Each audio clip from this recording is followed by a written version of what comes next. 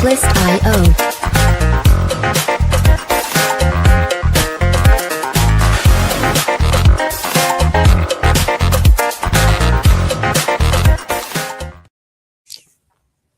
Hey folks, back with my buddy Phil Nelson. Hey, how's it going? We're talking about monster movies. So Phil, let me ask you, what is the greatest monster movie of all time? I would say it's probably the new Michael Jackson movie. I'm just kidding. That's a terrible joke.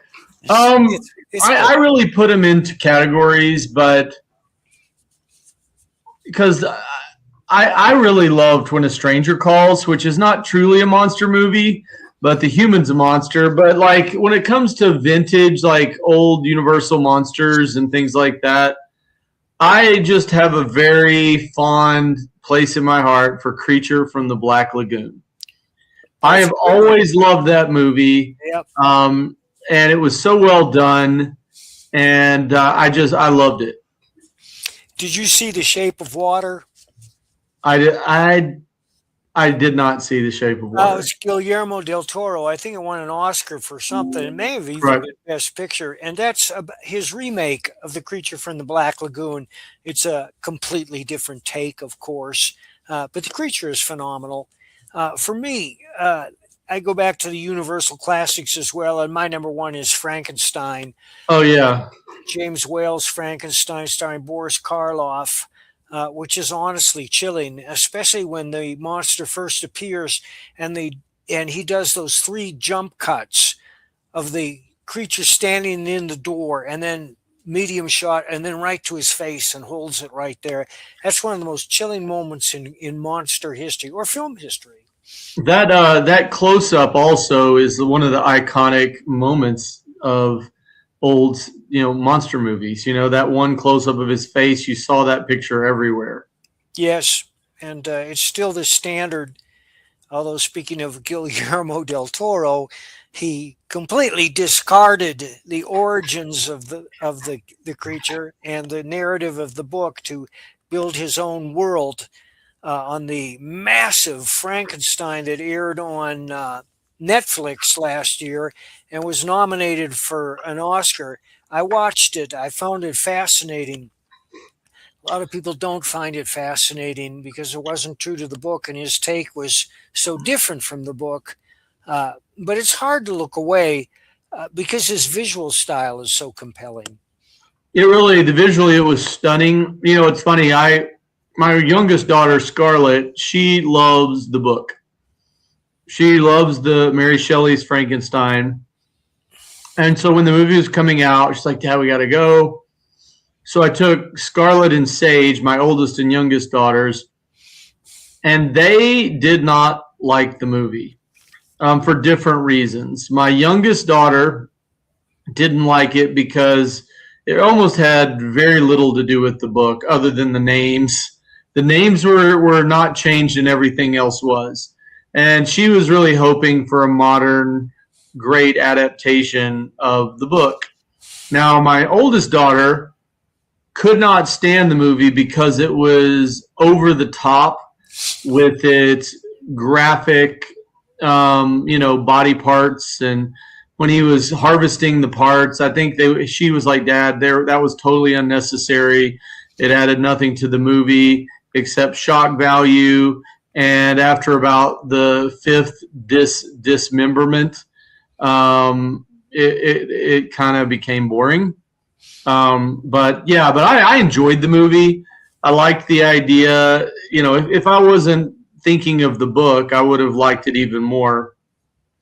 But I like the strength of the monster. The fact that he could pull a ship, and survive in the ice and things like that. I mean, and that's not really a spoiler because that ice scene kind of happens right at the very beginning and then it flashes back. So I thought it was, and I thought his sets were unbelievable.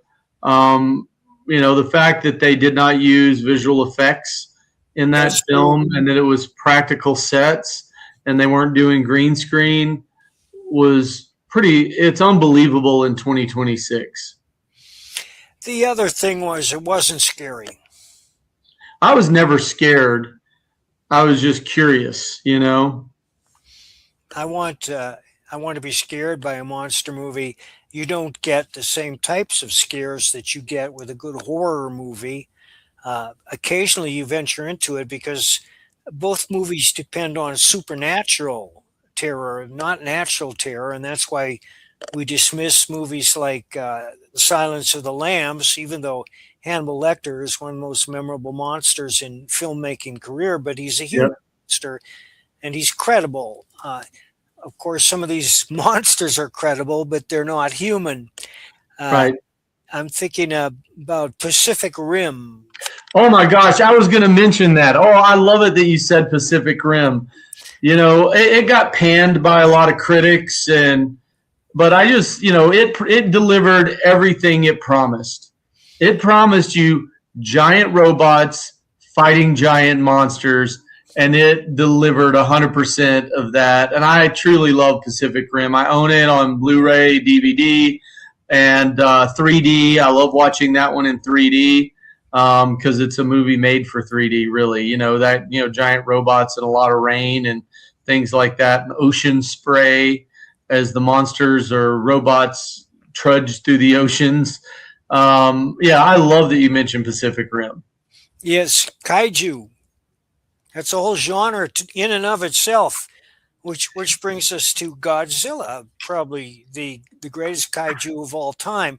I have not seen a lot of Godzilla, but I did see Godzilla -1, which I thought was a very effective film because of the human angle. They introduce this Japanese fighter pilot who risks his life to destroy Godzilla. It's at the end of World War II, and you're drawn into the story. It's not all loud spectacle and smashing noise. There's a human angle, and you care about the people. I think that's the key to success with any story, is that you have to care about the protagonist or even the monster. Well, and in Godzilla -1, I loved the fact that the movie opens with a coward kamikaze faking a mechanical problem, so he had to land on this island, and he was just avoiding flying to his death. And then the baby Godzilla, you know, and then it's been out long enough, and this is in the first 10 minutes. So, and then the baby Godzilla comes out of the water, and he has a chance to kill it, and he chooses to be a coward again and doesn't kill it. And then future giant guy, it grows up and terrorizes the city. And I do love that he had a moment of redemption, that human side of the story, where the coward twice in the first 10 minutes decides he can't do it anymore, and he's going to risk it all to save his country. And I thought that was a great storyline in Godzilla, and the human side. The real story is the humans. The monster attacks are just, to me, the background. Well, in going back to the traditional, Mike had no comment. He had no comment on my comment. your comment was brilliant. Okay, good. I didn't know if you're like, okay, enough. Let's move on, Nelson. Well, no, that's because I'm drawing a blank. I'm trying to think of another movie, and I'm having one of those moments of what is that movie? It's another Guillermo del Hellboy? I know what it is. But let's go back to the Hammer movies for a moment, because those are the classic monsters, the ones we love. And next up is the werewolf. It's been so many years since I've seen the werewolf. It's been since I was a kid, so I don't even remember that one. Well, it's okay. It's Lon Chaney Jr., and he made a living playing the werewolf, but it's not the best werewolf movie. For me, The Howling is the best werewolf movie. That was a cool movie. Yeah, it was scary. I haven't seen Dogs of War, but I mean to. I've been meaning to for years. I just haven't caught it. And then, of course, there's An American Werewolf in London. And that's a good movie because it's both funny and scary. American Werewolf in London, I was pretty young when that came out, but I snuck to see it. Snuck. And the special effects were great. You didn't have the visual effects that they have today, And yeah, I did enjoy that one. Yeah, and it was funny naturally. It wasn't a humorous monster movie like Cocaine Bear, which was awful. Because whenever they make a humorous monster movie, 90% of them are neither funny nor scary. You can find humor in any situation, and some very serious movies have humor in them. But when you announce it's a it's a comedy horror movie, chances are you're not going to get either. But going back to the Universal Well, what about the Mummy? I love The Mummy. That movie is the reason half of the little kids that I knew in elementary school were dressing up like mummies for Halloween. Yeah, you're talking about the original with Boris Yeah, Karloff again. Yeah, it's a terrific movie. It actually will scare you. It scares the hell out of you when they come in and the crypt keeper there, the guy that was in charge of the museum, says he went for a little walk. that is crazy.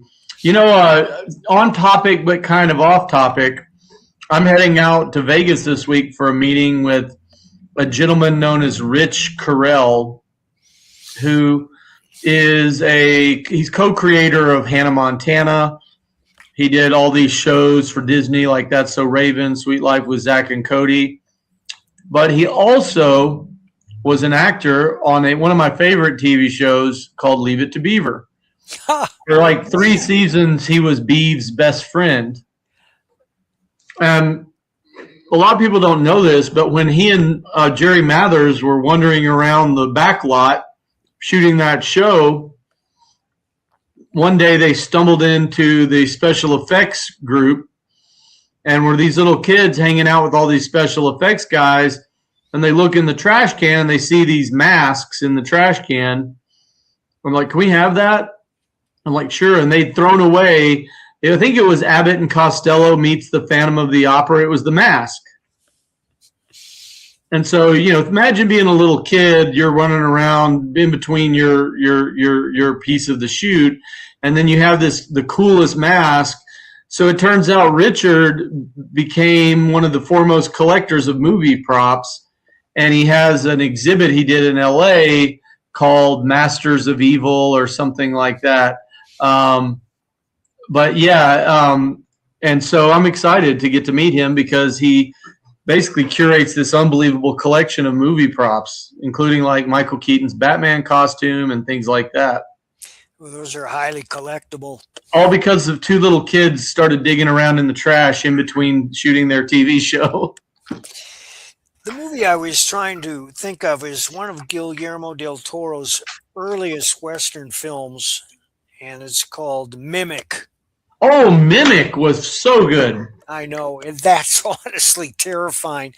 And for people who don't know, it's about giant cockroaches breeding in the subway system who are able to assume the shape of a human briefly.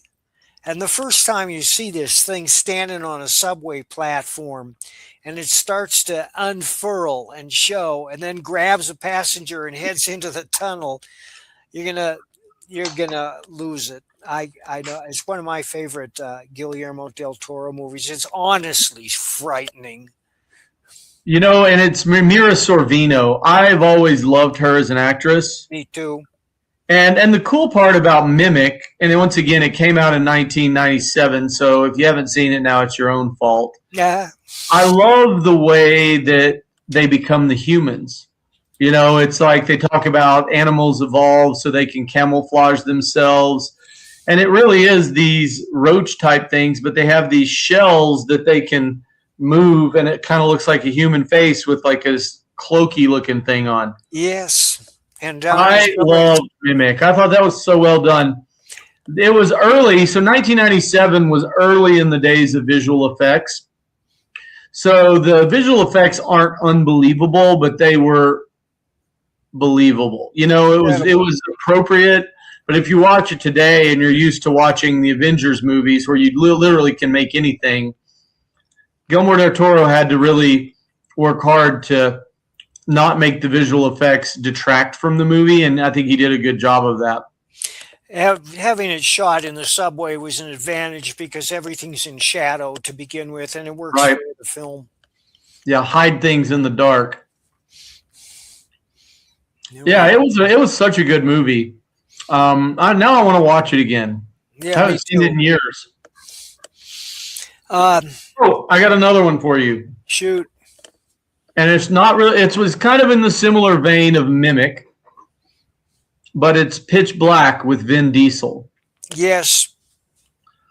Because he's on this dark planet, but he had been in prison, so he had his eyes shine so he can see in the dark. And these monsters just come out and kill everybody. And I just thought that was another one where they were very creative in the way they wrote it. They created something original. It wasn't a derivative movie. I mean, at least that I can think of, it wasn't like, oh, we're going to take this concept of this movie and put it over here. It was very it was an original movie.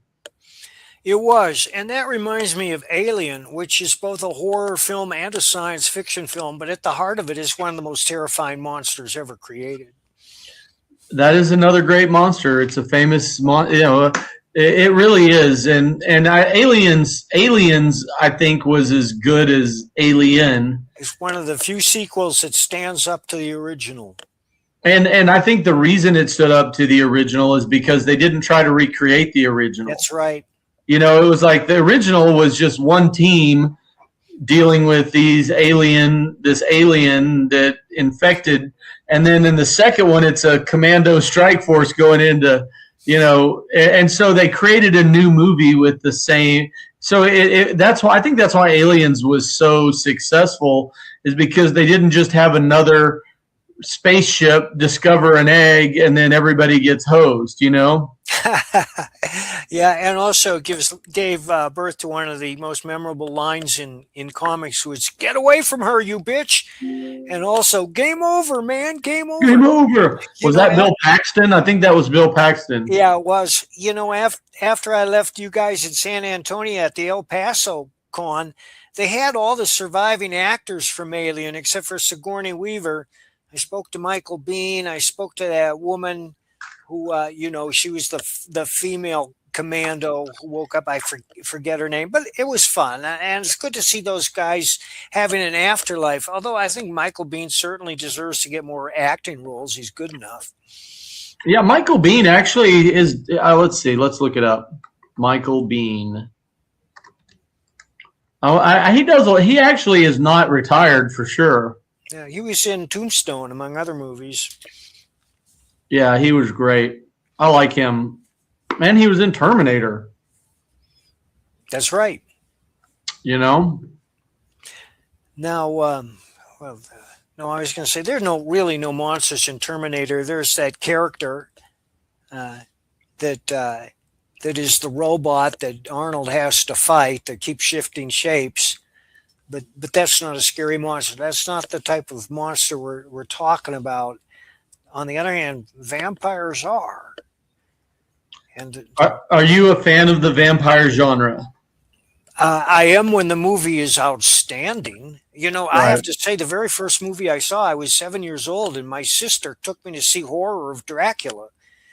And I got it recently, a couple years ago, to rewatch it, and it's not that scary, but the beginning is so scary and atmospheric without really showing anything that I was traumatized for life. I think the reason I have very little interest in vampires is because it's like Hollywood. Somebody makes a vampire movie and makes money on it, and now it's a race to everybody else has to release one. But there's a vampire movie, once again, based on a comic book that I thought was a very original story, and it's 30 Days of Night. Did you see that? Yes. Because it's like where, vampires can't be out in the daylight. So what's a great place for them? The Arctic Circle, when it's dark for a month. I just thought that was a very clever concept, and I liked the comic book and I liked the movie. I thought they did a good job on the movie as well. Back to Hammer, there's a MC Hammer? Just kidding. Hammer Studios. Oh, yeah, right. called Drink the Blood of Dracula. And the first third of that movie is off the wall. It has to be seen to be believed. It's about this gentleman's club of these rich playboys, these disgusting, amoral playboys who will do anything for fun, and how they're raping women, and then they decide to break into the tomb just for laughs and laugh at what they're doing, and they don't realize what they're doing, and they release Dracula, who's played by Christopher Lee. Wow. Okay, while we're on the vampire genre, I just thought of another one that I think did a very good job, and that was Dusk Till Dawn. Yes. Robert Rodriguez, Dusk Till Dawn. Yes. Vampires set in a Western Texas theme, you know, and Selma Hayek's in it, and I really enjoyed Dusk Till Dawn. Quentin Tarantino's in it too. It's a trippy movie, and once again, it's taking the vampire genre and making it your own instead of just rehashing the same thing over and over and over and over and over again. Which reminds me of Sinners, which is never actually terrifying, but I found it fascinating and I enjoyed it a lot. Yeah, Sinners was cool. I mean, who would have thought they would be doing some Irish dancing? I know. You know, when I saw that clip, and I was like, what the heck is this movie about? And so then I said, you know what? Out of morbid curiosity, I'm watching it. And I really did enjoy it. Michael B. Jordan, you know, it's funny. When he first came on the scene, I knew he was a good actor, but you never know if somebody's really going to make smart decisions on the films they do. And he keeps picking really good stuff to do. And, you know, he's really turning into a pretty studly, well-rounded actor, in my opinion. The other thing about Sinners is it's as much about the blues as it is about the monsters. And did you watch all the way through the credits to the bonus scene? You bet. And not to give anything away, but if you haven't seen Sinners, watch through the credits till the bonus scene, and you'll agree with Mike even more. If you're familiar with the blues, you will. And I have to say, I don't think we're giving away too much, but I've seen that artist several times. Yeah, that's pretty cool. I loved that. Yeah. That blew my mind when I saw it. Like, dude, that is a brilliant finale for this movie. It was. Now let's see, best monster movies. Oh, The Meg. Now that's kind of an odd one. Have you seen The Meg with Jason? I've seen The Meg and The Meg 2. Yeah, I know, and of course Jason Statham is perfectly cast. Well, you know, he's fine. Anybody could have done that part. But The Meg is about a prehistoric shark that's like 80 feet long. It's a great concept. I don't think it really does it justice, but it's an intriguing movie. The Meg 2 is actually better because it's crazier. It's not a suspension of disbelief at all. You do not believe a minute of it, but you have fun. You know? I also, once again, it's been out long enough. This isn't a big spoiler, but I thought it was really interesting that what kept the Meg at depth was that thermal layer of water. You know, it wasn't even a real barrier until it was breached, and now they're coming through, you know. And I thought that was a fun concept to make it, you know, okay, well, is there a thermal layer, and is there this, you know, is there a Meg down there? You know, probably not, but who knows? Another one that comes to mind is The Fly, the modern version. The Brundle Fly with Jeff Goldblum. That's the one, yeah. That one was so creepy and great, and the special effects were awesome, and Jeff Goldblum I thought was perfect in there. You know, I think it's funny. I think once he did The Fly, and I think they put him in Jurassic Park to play the same character, but without being turned into a fly, because he was the same type of quirky scientist, very practical and pragmatic, and you know, it's like the same character. It's almost like The Fly prequel. Yes. You know, I have to say that King Kong is entertaining, but it's never really scary. I agree. And in the similar vein, Mighty Joe Young.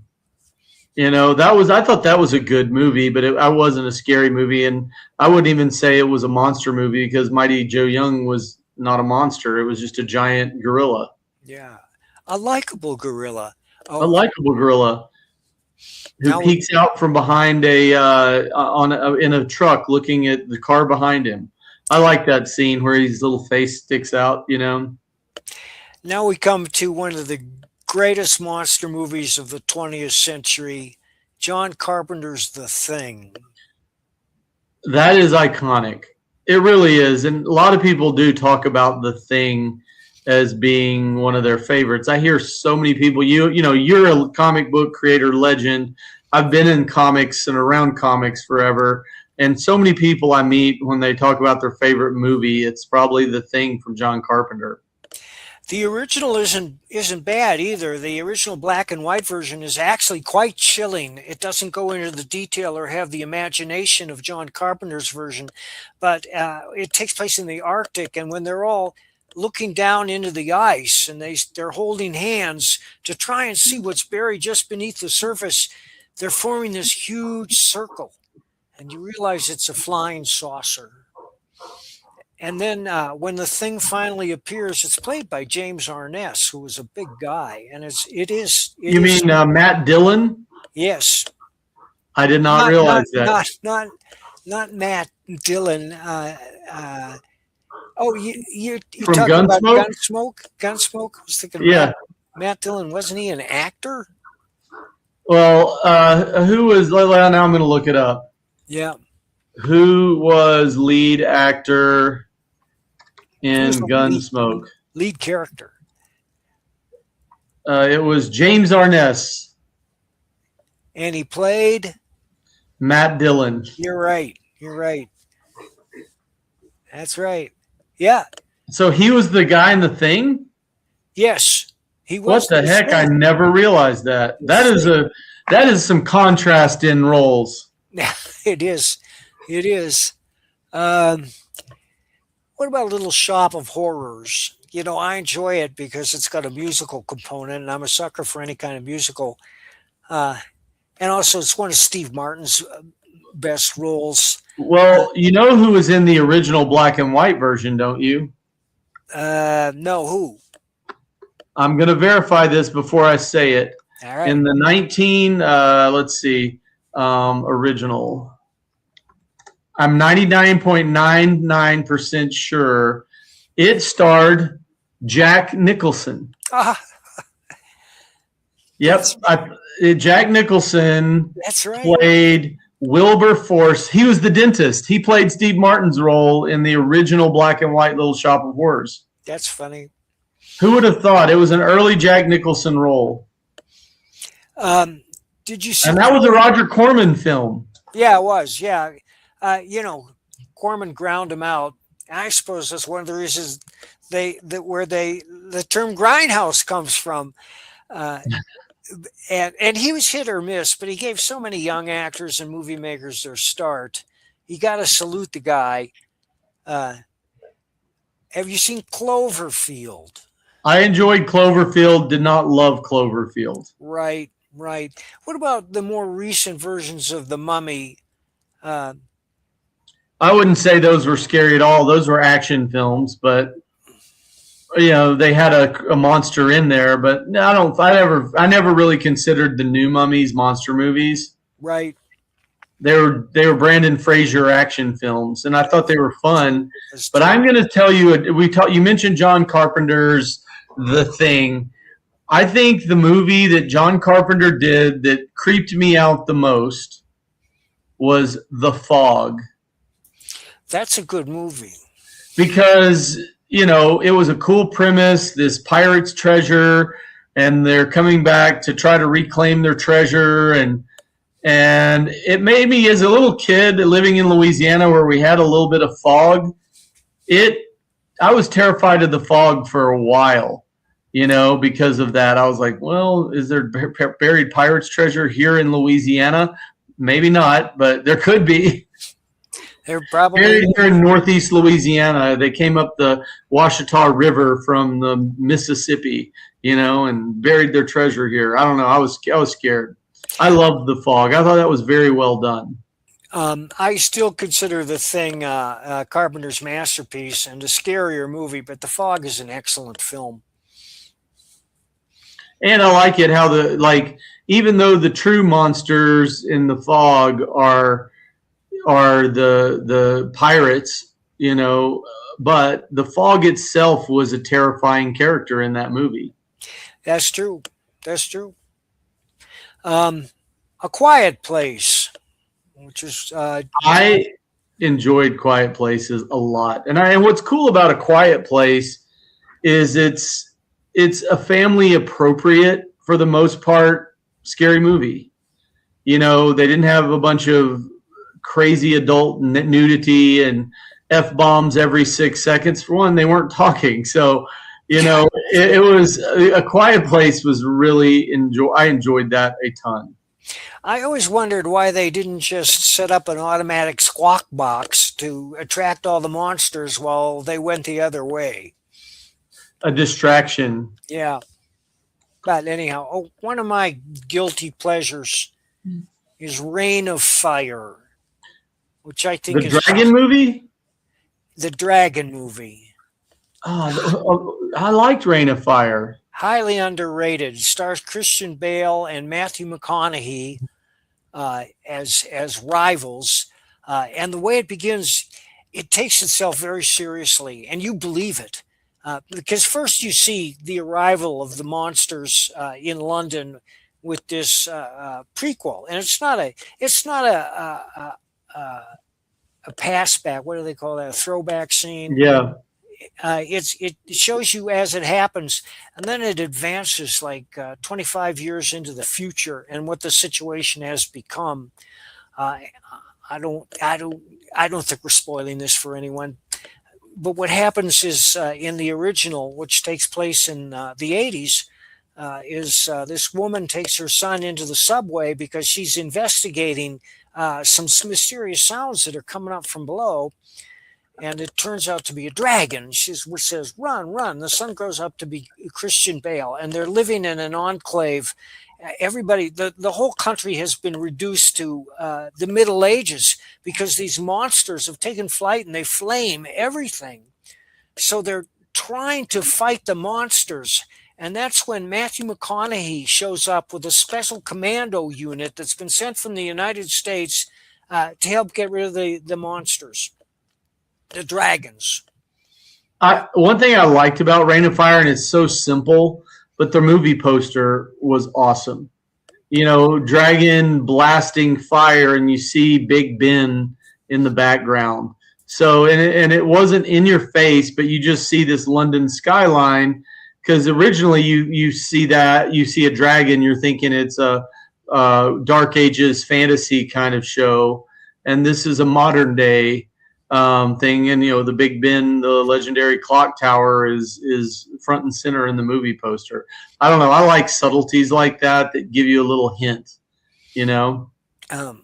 Another one of my guilty pleasures is Anaconda, the original, with Ice Cube.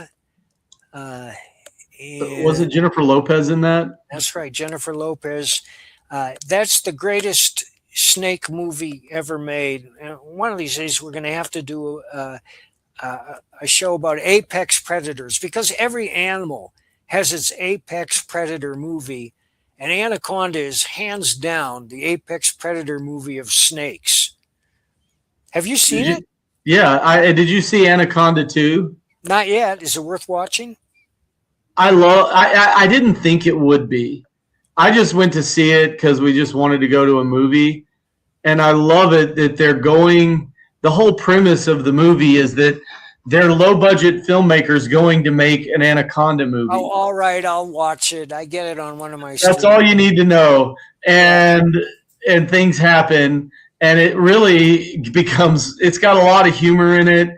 It doesn't take itself too seriously, so I wouldn't consider it a monster movie, but I enjoyed that. So I'm going to throw out one that surprised me recently, because I watch a lot of streaming movies and I'll just watch random stuff just because I'm like, okay, I'll watch. The way I do it is I'll watch maybe 20 minutes of a movie, and if I'm bored, I turn it off. Me too. And this one kept me, and it's called Elevation. And it stars Anthony Mackie. Yeah, is that his name? You mentioned that. I'm going to take a look at it. Here's what's cool about this premise. Okay, these sinkholes start appearing all over the world. And these monsters come out of the sinkholes. And they're indestructible. And they basically wipe out like 80 or 90% of the world's population in 3 months. But they discover that the monsters cannot go above 8,000 foot elevation above sea level. That's good. And so everybody's living, and there's these lines of like, they'll take like posts and paint them white at the 8,000 point. So everybody that lives in all these villages can live unbothered as long as they do not go below those poles. And this doesn't spoil anything because it was this was talked about in the first 5 minutes of the movie. Anthony Mackie's son has a respiratory problem, and he's running out of the filters the canisters to help him breathe. So basically, he has to go try to find a way to get to a town that would still have some. And I thought it was a really fun movie that I actually watched till the end and enjoyed it. I mean, I hadn't heard about it ever. It was just one of those scrolling, what's Elevation about? And then I watched the trailer. I'm like, okay, I'll give them 20 minutes, and I ended up watching the whole thing. I know. Whenever I scroll, it's assassin after assassin coming out of retirement to revenge the death of his daughter, father, sister, dog. John Wick. But enough assassin movies. And I suppose that's pretty good for the monster movies. I think so. I'm looking at the list of what internet considers the best monster movies of all time. And we've talked about most of them. Aliens. I found a website, collider.com, and they list Aliens as number 25. Audrey 2, these are the best monsters. So the Aliens are number 25. Audrey 2 is number 24. The Blob is number 23. Which Blob? This looks like the 1988 The Blob, which I don't know if I would agree with that. Zombies. I got to mention one of my all-time favorite 80s movies that it was a monster movie was Return of the Living Dead. I loved that movie, and it had some jump scares and things like that, but the Tar Man and all these great zombies, I just thought it was a great movie. The Rancor lists at number 21. Clover from Cloverfield is number 20. Leatherback from Pacific Rim is number 19. The Behemoth from The Mist is number 18. The Babadook from Babadook is number 17. I'll just read this list. I have that movie, but I've never been able to get through it. I guess I'll give it another shot. I haven't watched it either. Guomo from The Host is coming in at number 16. That's a good one. The Predator from Predator, number 15. That's a good one. From the movie Descent, The Crawlers on this website is listed number 14. Ooh, here's one of my favorites. Number 13 on the list is The Creature from the Black Lagoon. Yep. I love that. The Pale Man from Pan's Labyrinth is number 12. The American Werewolf in London Werewolf comes in at 11. Blade 2, The Reapers, which were these creepy vampires, but I wouldn't put them that high. Ooh, Count Orlok from Nostafaru, the original, 1922. Here we go. We're getting into the Mike Baron zone. Frankenstein, number 8. King Kong, number 7. Godzilla, number 6. Brundlefly, number 5. So we are covering the Mike Baron list. Number 4 is Count Dracula from 1931. Number 3, Jaws, the shark. Well, see, we didn't mention that. Get into apex predator territory. Yeah, it's not really a monster; it's just an animal, a creature. Now, number 2 is the xenomorph or the alien from the movie Alien. No doubt. And do you want to take a guess of who the number 1 monster is by Collider.com? Who do they consider the number 1 monster?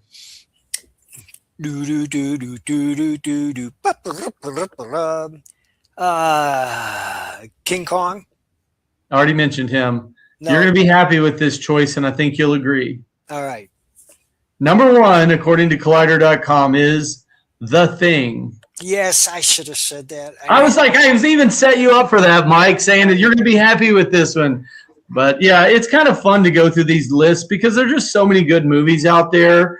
There's so many great stories that have been told, and it's fun to have these experiences where you watch these movies and get a little scared or get a good jump scare and get your adrenaline going and have a fun night. We got to do Apex Predators next. I'm in. All right. All right. Well, thanks for having me on today. Always a pleasure, Phil. Thanks, Pops. See you, Pops. Dr. Mall? Yeah, this is Detective Marcus Fulton with Kinnixon County Sheriff's Department, and I have a case I need your help with. How many bodies? 2. Both ritual killings, both males, no obvious connection. Are you a hunter, Mr. Fulton? As much as I can be. Good. So we're about to hunt the most elusive apex predator there is. Well, then you better get a good night's sleep. I'll see you tomorrow.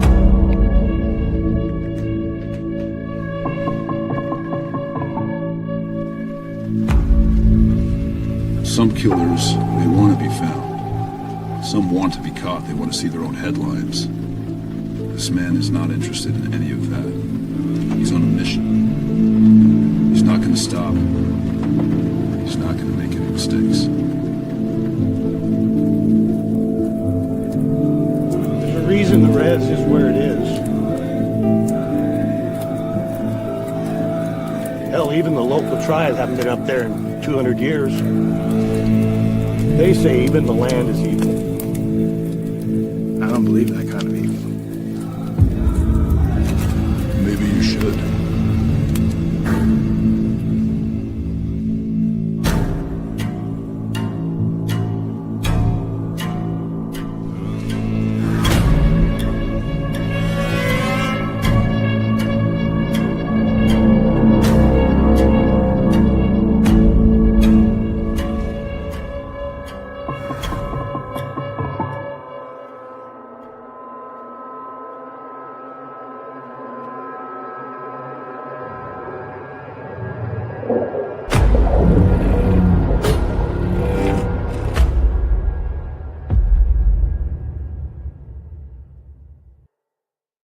Hey heroes, cosplayers, and pop culture fans, are you ready to assemble for the ultimate geek weekend?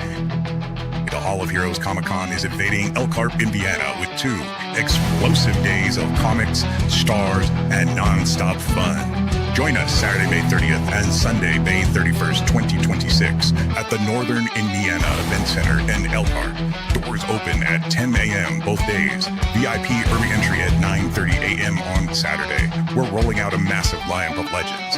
Meet Eric Estrada from Chips and Fallout, Dirk Benedict from the A-Team and Battlestar Galactica, Tara Reid from American Pie and Sharknado, Catherine Cavadini, voice of Blossom from the Powerpuff Girls, Kel Mitchell from All That, Kieran and Kel and Mystery Men, horror icon Tony Moran, the original Michael Myers in Halloween, and more.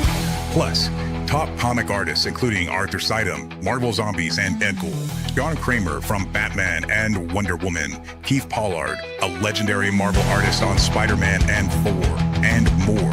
Scott Rosama, Stuart Sager, and others. Get autographs, photo ops, and chats with the stars and creators who shaped your favorites. The floor is packed with over 150 vendors, artists, and cosplayers offering exclusive comics, collectibles, original art, and merch. Enjoy cosplay contests for kids and adults with great prizes, live Q&A panels, artist showcases, interactive zones, and family-friendly fun all weekend.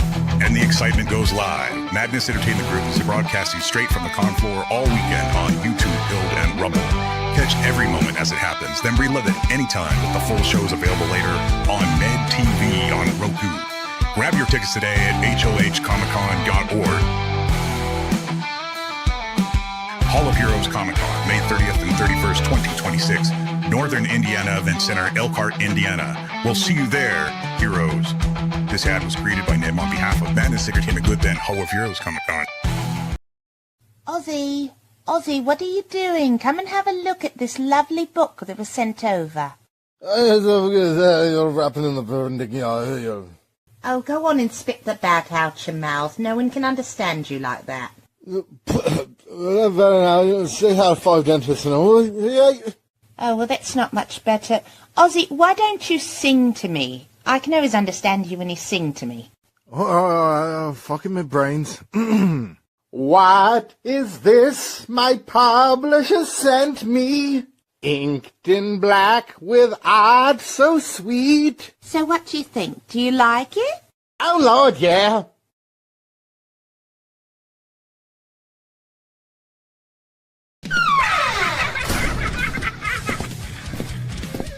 If you missed the live viewing of any Med production, you can find all our content on Roku or as a member of this channel. Madness Entertainment Group.